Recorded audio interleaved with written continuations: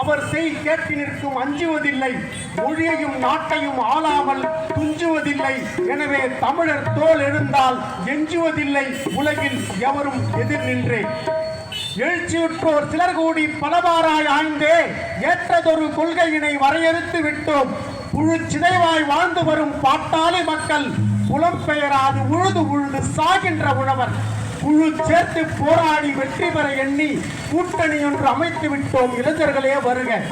அயல் நாட்டு வணிகர்களின் மூல முதலீடும் தாய் தமிழ்நாட்டை சுரண்டுகின்ற தரகு பார்ப்பனரும் வயல் காட்டில் உழவர்களை நிலக்கிழமையாரும் வயிற்றடித்து தாம் கொழுக்கும் தன்மையெல்லாம் மாற்றும் புயல் வேக புரட்சி ஒன்று புறப்பட்டது. இங்கே மயலடிமை தனம் வீழ்க, கோழை தனம் வீழ்க, மன உறுதி கொண்டோரே மறவர்களே வருக என பாடிய பாவலர் ஐயா பெருஞ்சித்திரார் அவர்களின் வரிகளுக்கேற்ப தமிழகத்தில் தமிழ் தேசிய இறையாண்மை அரசை நிறுவுவதை லட்சியமாக கொண்டு புரட்சிகர இளைஞர் முன்னணி தமிழகம் முழுக்க மக்கள் நடுவில் தனது கொள்கைகளை பரப்பி வருகிறது. அதன் ஒரு முகமாக சங்கம் பகுதியில் வணிக பெருமக்களுக்கும் பொதுமக்களுக்கும் தமிழ் புத்தாண்டு என்பது எப்படி ஒரு பார்ப்பனிய ஆரிய புத்தாண்டுக்கு மாற்றாக தொடர் ஆண்டாக தமிழர்கள் தொடர்ந்து வைத்திருக்கிறார்கள் என்பதை நிறுவுவதற்காகவும் அதை தொடர்ந்து தமிழ் புத்தாண்டை ஒரு விழாவாக பொங்கல் விழாவோடு உழவர் திருநாள் விழாவோடு திருவள்ளுவர் நாள் விழாவோடு சேர்த்து கொண்டாட வேண்டும் என்பதற்காக இந்த பொதுக்கூட்ட வடிவில் மக்களுக்கு கருத்தை கூறுவதற்காக இந்த நிகழ்வு நடந்து கொண்டிருக்கிறது. அன்பார்ந்த பெரியோர்களே, இறையாண்மை பெற்ற ஒரு தமிழ் தேசம் வேண்டும் நமக்கென்று சொன்னால் இந்த இறையாண்மையை தமிழ் இனம் எப்போது பறிகொடுத்தது என்பது நமக்கு தெரிய வேண்டும். ஆங்கிலேயர்களால் அவர்கள் வந்தபோது 1801ஆம் ஆண்டு நாம் இறையாண்மையை பறிகொடுத்தோம். இறையாண்மை என்றால் என்ன? இங்கே தமிழ்நாட்டு மக்கள் தான் தேர்வு செய்து அனுப்பக்கூடிய சட்டமன்ற உறுப்பினர்களை கட்டுப்படுத்துபவர்களாக இருக்க வேண்டும். இந்த சட்டத்தின் ஆட்சி என்று சொல்லுகிறார்கள். சட்டத்தின் ஆட்சி தமிழ்நாட்டில் நடக்கிறதா? இல்லை. இங்கே டெல்லியில் 2500 கிலோமீட்டருக்கு அந்தாண்டு இருக்கிற டெல்லிக்காரன் தமிழ்நாட்டிற்கு நுழைவுத் தேர்வு நீட்டு வேண்டுமா வேண்டாமா? உனக்கு நான் எவ்வளோ மழையால் 4 மாவட்டங்கள் தண்ணீரில் தத்தளித்த போதும் உனக்கு எவ்வளவு நிதி தர வேண்டும் என்பதை நான் தீர்மானிப்பேன் என்று டெல்லியில் இருப்பவன் தீர்மானிக்கிறான் என்று சொன்னால் இதை இறையாண்மை உள்ள அரசு என்று எப்படி சொல்ல முடியும்? இங்கே 3 விதத்தில் இந்த சட்டம் நடைமுறையில் கொண்டு வருகிறார்கள், நடைமுறைப்படுத்துகிறார்கள். இந்த சட்டம் முதலாவதாக சட்டம் இயற்றும் ஒரு துறையாக, சட்டமன்றம் ஒரு துறையாக தமிழக மக்களால் சட்டமன்ற உறுப்பினர்களை சட்டமன்றத்திற்கு அனுப்பக்கூடிய ஒரு இடத்தில் இந்த சட்டம் நடைமுறைப்படுத்தப்படுகிறது. இந்த சட்டத்தை இவர்கள் எப்படி எழுதினார்கள்? சட்டத்தை எழுதும் போது அதன் வரைவு திட்டத்தில் கவர்னரை எவ்வாறு நியமிக்கலாம் என்பதற்கு 2 விதமான ஆலோசனைகள் சொல்லப்பட்டது. ஒன்று, நாமே ஓட்டு போட்டு கவர்னரை தேர்வு செய்து கொள்ளலாம், அல்லது ஒரு பட்டியலை தயாரித்து கொடுத்து இந்த குறிப்பிட்ட ஒரு 10 பேர்ல இருந்து கவர்னரை ஒருவரை நாம் எடுத்துக்கொள்ளலாம் என்று 2 விதமான முன்மொழிதல்கள் வந்தது. முதல் முன்மொழிதல், நாம் சட்டம் ஓட்டு போட்டு ஒரு கவர்னரை தேர்வு செய்து கொள்ளலாம் என்று சொன்னால், அப்படி ஓட்டு போட்டால் முதல்வரையும் ஓட்டு போட்டு தேர்ந்தெடுக்கிறோம், கவர்னரையும் ஓட்டு போட்டு தேர்ந்தெடுக்கிறோம், 2 முதல்வர்கள் தமிழ்நாட்டுக்கு வந்ததாக ஆகிவிடும். எனவே அதை மறுத்துவிட்டார்கள். ஒரு பட்டியல் அடிப்படையில் ஒரு 10 பேர் 15 பேர் கொண்ட ஒரு பட்டியலை கொடுத்து அந்த 15 பேரில் யார் கவர்னர் என்று தீர்மானிக்கலாம் என்று பார்த்தால் அது எந்த கட்சி ஆட்சியில் இருக்கிறதோ அந்த கட்சி தனக்கு சாதகமான ஒரு நபரை கவர்னராக நியமித்துக் கொள்ளும். எனவே இதுவும் வேலைக்காகாது. இந்த 2 முன்மொழிதலும் நிராகரிக்கப்பட்டது. இங்கே சட்டம் இந்திய அரசால் இயற்றப்பட்டிருக்கிறது. அது பற்றியெல்லாம் பேசுவதற்கு விரிவான நேரம் தேவை. நாம் நேரம் கருதி மிக முக்கியமாக நாம் எந்த சிக்கலில் சிக்க வைக்கப்பட்டிருக்கிறோம் என்பதை மாத்திரம் பார்த்துக் கொள்ளலாம். அவர்கள் சட்டத்தை இயற்றி இருப்பதில் ஒரு சாதகம் நமக்கு இருக்கிறது.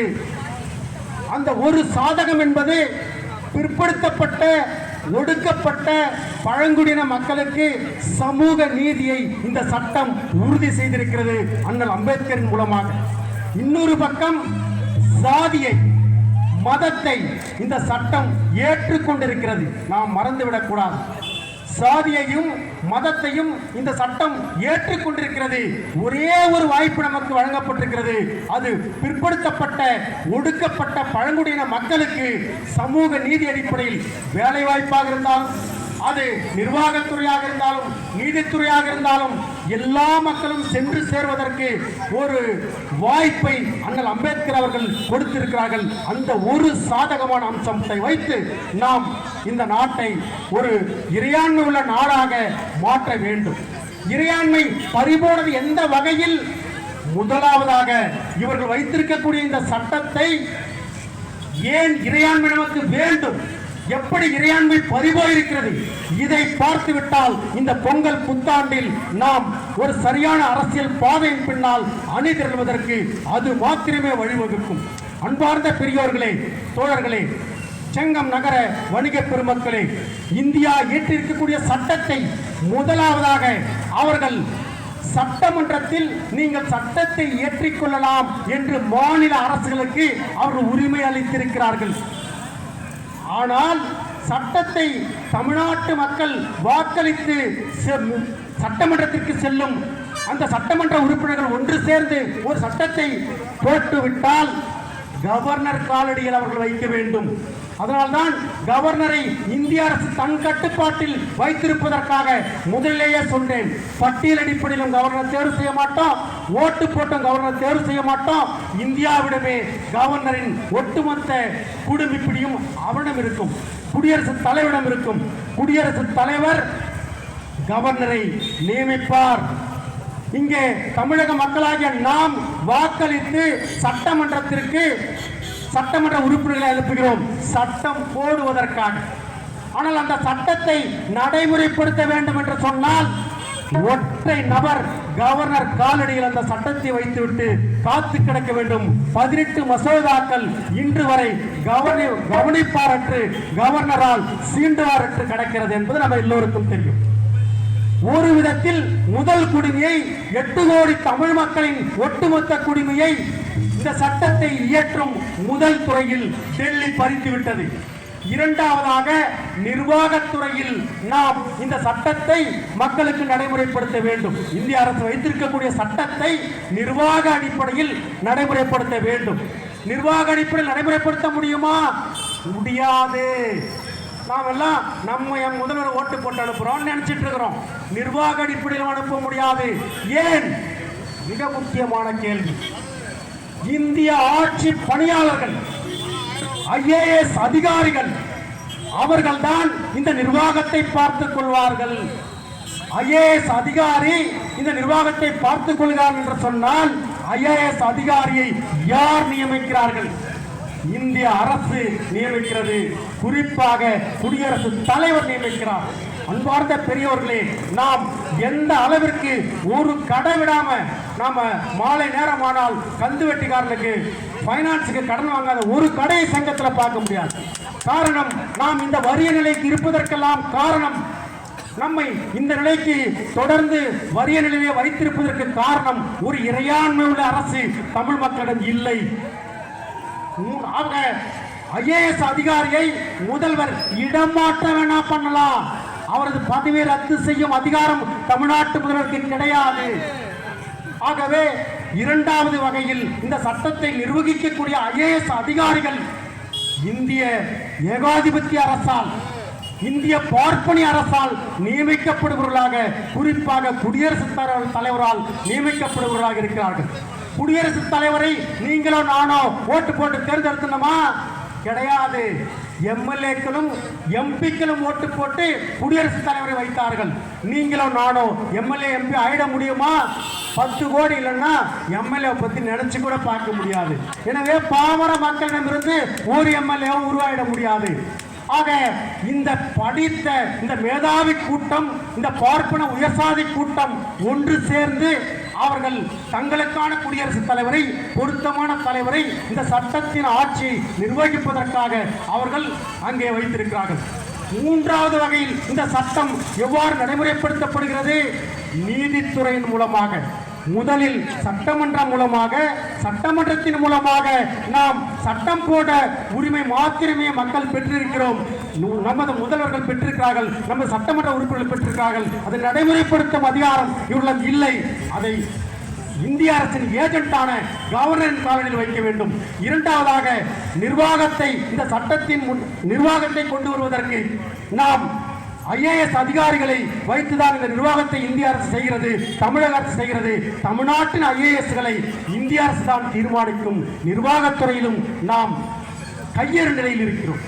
அதை ஒரு முதல்வரால் ஒரு IAS அதிகாரியை நியமிக்க முடியாது, அவரை பதவியை ரத்து செய்ய முடியாது, இடம் மாற்றிக்கலாம், அவ்வளவுதான்.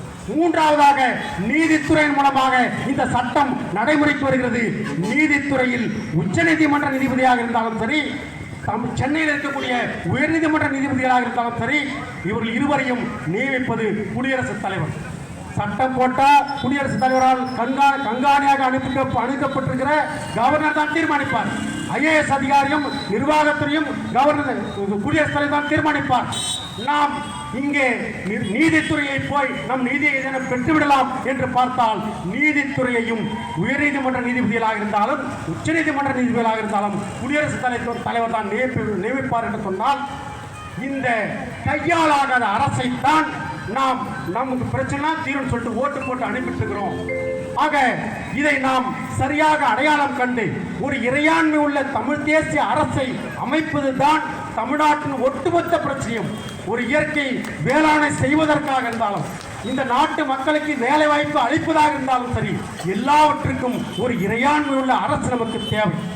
எப்படிப்பட்ட சமூகத்திலிருந்து இப்படிப்பட்ட இன்றைய நிலைக்கு திராவிட இயக்கங்கள், பார்ப்பனரல்லாத இயக்கங்கள், இங்கிருந்த நீதி கட்சி நம்மை கொண்டு வந்து சேர்த்திருக்கிறது என்பதை சுட்டிக்காட்டி எனது உரையை நிறைவு செய்ய உங்கள் அனைவரிடமும் அன்போடு கோருகிறேன். TM நாயர் நீதி கட்சி தொடங்கும் போது அந்த தொடக்க கால தலைவராக இருந்த TM நாயர் சொல்லுகிறார், நான் இதோ உங்கள் முன்னால் நின்று பேசிக் கொண்டிருக்கிறேன், என் உடம்புல ஒரு ரத்தம் எங்க அப்பா ரத்தம் தானே என்னால் உறுதியா சொல்ல முடியாது என்று தன் உரையை தொடங்குகிறார் TM நாயர். அப்படின்னா என்னப்பா அர்த்தம் அப்படின்னா, எங்க ஊர்ல கேரளாவில் ஒலிகாடு மாதிரி இந்த நம்பூதிரிகள் திரிஞ்சிட்டு இருப்பான். எவன் வீட்டு வேணாலும் போவான். அங்க அந்த பெண் அவனுக்கு சொந்தம்.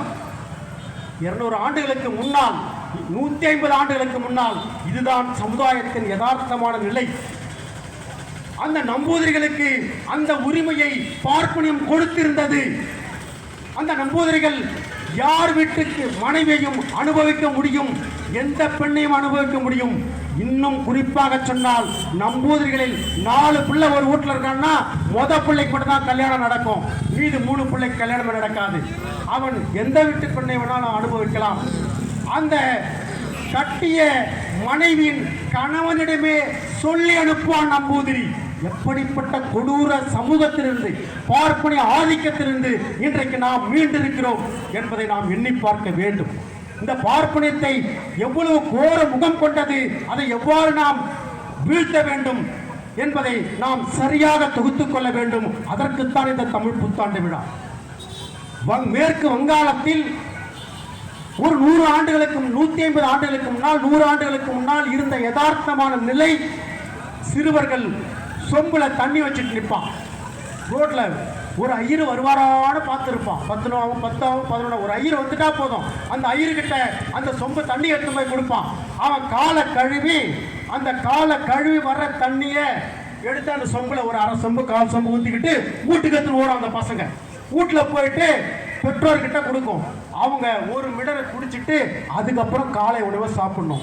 எவ்வளவு கொடிய சமூகத்தில் இருந்து, பார்ப்பனியத்தில் இருந்து நாம் இப்போது மீண்டு வந்திருக்கிறோம். வ.உ. சிதம்பரம் பிள்ளை ஒரு சுயமரியாதை இயக்கத்தின் தொடர்ச்சியாக இன்றைக்கு புரட்சிகர இளைஞர் முன்னணி நின்று கொண்டிருக்கிறது. வ.உ. சிதம்பரம் பிள்ளை இந்து பத்திரிகை அலுவலகத்திற்கு உள்ளே நுழைகிறார். கஸ்தூரி ரங்க ஐயர் உட்காந்துட்டான். வாடா சிதம்பரம், வாவு சிதம்பரம் யார் நமக்கு தெரியும். 1913 வாவு சிதம்பரத்துக்கு நேர்ந்த உண்மையான நிகழ்ச்சி இது. வாடா சிதம்பரம், வந்து உட்கார்றா, எப்படா இருக்கிற? இதுதான் தமிழ்நாட்டு மக்களின், அவர் யாரு? பெரிய முதலியார். முதலியாரெல்லாம் உடனே வாவு சிதம்பரத்துக்கு போட்டோ வச்சுக்கிறான். வாவு சிதம்பரத்துக்கு பார்ப்பனம் செய்த கொடுமை உனக்கு தெரியுமா? ஜாதியில போய் அடக்கிற அவரு. ஒரு நாட்டுக்காக பாடுபட்ட மாபெரும் சுதந்திர போராட்ட வீரனை ஜாதியில போய் அடக்கிறான். நடந்த வரலாற்றை இவன் படிக்காமல், நடந்த வரலாற்றை படித்தால்தான் புதிய வரலாற்றை நாம் படைக்க முடியும். சுயமரியாதை இயக்கம் தொடங்கி நடக்கிறது. தந்தை பெரியார் தலைமையில் மாபெரும் இயக்கமாக அது மாறுகிறது. அதே வாவு சிதம்பரம் பிள்ளை அதே இந்து அலுவலகத்திற்கு அதே கஸ்தூரி ரங்கன் முன்னால் செல்கிறார். வாங்க சிதம்பரம் வாங்க என்று கூப்பிடுகிறான் அதே பார்ப்பன கஸ்தூரி ரங்கன். எப்படி இருந்த சமுதாயத்தை எப்படி தந்தை பெரியார் மாற்றியிருக்கிறார் என்பதற்கு இது ஒரு அற்புதமான உதாரணம். அன்பார்ந்த பெரியோர்களே, இறையாண்மை உள்ள அரசு என்று சொன்னால் என்ன? நான் சட்டம் போட்டு அனுப்பினால் அந்த சட்டத்தை என் தமிழ்நாட்டு சட்டமன்றமே நிறைவேற்றும். நான் இந்த நாட்டில் என் நாட்டில் மீத்தேன் எரிவாயு திட்டம் ஒரு ஆபத்தான திட்டம் என்று சொன்னால் என் நாட்டு தமிழ்நாட்டு அரசு அதை தடுக்க முடியும். இங்கே 8 வழிச்சாலை எனக்கு வேண்டாம் என்று சொன்னால் தமிழ்நாட்டு அரசால் தடுக்க முடியும். நீட் தேர்வு எனக்கு வேண்டாம் என்று சொன்னால் தமிழ்நாட்டு அரசால் தடுக்க முடியும். இங்கு இடஒதுக்கீட்டு உரிமையில் என் நாட்டு மக்களுக்கு எவ்வளவு இடஒதுக்கீடு தர வேண்டும் என்பதை நான் எனது தமிழ்நாட்டு சட்டமன்றம் தீர்மானிக்கும். இந்த தீர்மானிக்கும் உரிமையை பெற்றதற்கு பெயர்தான் இது சட்டமன்றம், உண்மையான சட்டமன்றம், உண்மையான இறையாண்மை உள்ள அரசு. இன்னைக்கு வெள்ளக்காரன் காலத்துல வெள்ளக்காரன் இந்த நாட்டை கொள்ளையடிச்சிட்டு போறான். இன்னைக்கு டெல்லிக்காரன் கொள்ளையடிச்சிட்டு போறான். ஒரு வருஷத்துக்கு 1,10,10,000 கோடி கொண்டு போயிட்டு 21,000 கோடி 4 மாவட்டம் தண்ணியில் மிதக்குதுன்னு சொல்லிட்டு தமிழ்நாட்டு முதல்வர் கேட்டால் 900 கோடி தரன்றான். அது இந்த வருஷத்துக்கு தர வேண்டியது. வருஷம் 900 கோடி 1,500 கோடி தரணும். நியாயமா வருஷம் 1,500 கோடி தரணும். ஆனால் பெற்று செல்வது 1,10,000 கோடி. ஆனால் நாம் 21,000 கோடி கேட்டால் தர மறுக்கிறது இந்திய ஏகாதிபத்திய அரசு என்று சொன்னால் நாம் ஏன் கையேந்த வேண்டும்? இறையாண்மை உள்ள அரசாக இருந்தால் நாம் யாரிடமும் கையேந்த வேண்டிய அவசியம் இருக்காது.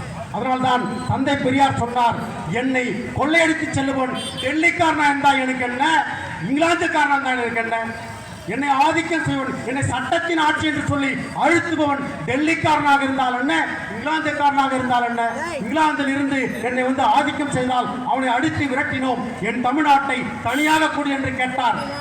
உலகத்தில் எங்கேனும் இதற்கான முன்னுதாரணங்கள் இருக்கிறதா? 1917 மாபெரும் ரஷ்ய புரட்சி தனக்கான இறையாண்மை அரசை அமைத்துக் கொண்டது. 1789 பிரெஞ்சில் கடந்த கால கசடுகளை அழித்து ஒரு இறையாண்மை அரசை பிரெஞ்சு தேசம் அமைத்துக் கொண்டது. 1949 மாபெரும் தலைவர் மாவோவின் தலைமையில் சீனா இறையாண்மை அரசை அமைத்துக் கொண்டது. பல்வேறு நாடுகள் இறையாண்மை அரசுகளை அமைத்திருக்கிறது. நாம் இன்று இருக்கக்கூடிய இந்திய ஏகாதிபத்திய அரசை ஒரு பொருட்டாக கருத வேண்டாம். அது பார்ப்பனிய அரசு, அது ஆதிக்க அரசு, அது ஒரு ஏகாதிபத்திய அரசு. தமிழ்நாட்டு மக்களுக்கு தேவை இறையாண்மை உள்ள தமிழ் தேசிய அரசு.